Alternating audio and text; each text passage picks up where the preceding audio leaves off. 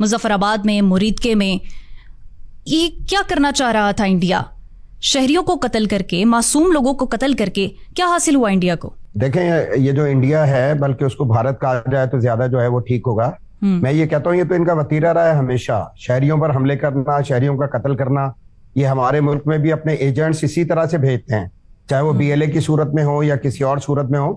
اور آپ اگر یہ دیکھیں کہ یہ ٹرین پر حملہ کرتے ہیں، لوگوں کو سڑکوں پر اتار کے شناختی کارڈ ان کے جو ہے نا وہ چیک کیے جاتے ہیں، ان کو قتل کیا. تو یہ بھی بھارت ہی اصل میں کچھ کر رہا ہوتا ہے. مقبوضہ جموں کشمیر میں دیکھیں تو ہمیشہ انہوں نے یہ کیا ہے، انہوں نے اپنے ملک میں سکھوں کا قتل عام کیا، انہوں نے عیسائیوں پر حملے کیے ہیں.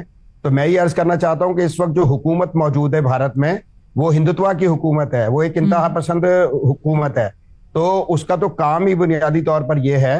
تو اسی لیے آپ یہ دیکھیں کہ سویلینز کا انتخاب کرنا، اللہ کے گھروں کا انتخاب کرنا، مساجد کا انتخاب کرنا، ان پر حملے کرنا، بچوں کو قتل کرنا، خواتین کو قتل کرنا، تو یہ بہادری نہیں ہے، یہ کھلے عام کہا جا سکتا ہے کہ بزدلی ہے. اور بھارت نے زبردست قسم کی بزدلی کا مظاہرہ کیا، اس کے علاوہ کچھ بھی نہیں.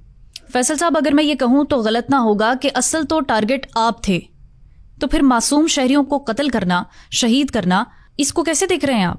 میں پھر یہ عرض کرنا چاہتا ہوں کہ یہ بھارت کا ایک بہت ظالمانہ اقدام ہے اور اس سے دنیا کو سمجھ جانا چاہیے. یعنی بھارت نے ایک طویل عرصے تک دنیا کو دھوکہ دیے رکھا ہے، اس نے دنیا کے سامنے اپنے آپ کو مظلوم ثابت کیا ہے.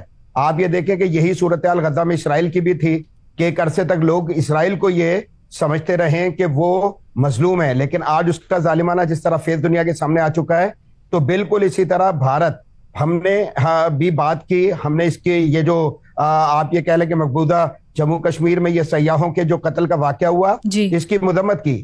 ہم نے اس مطالبے کی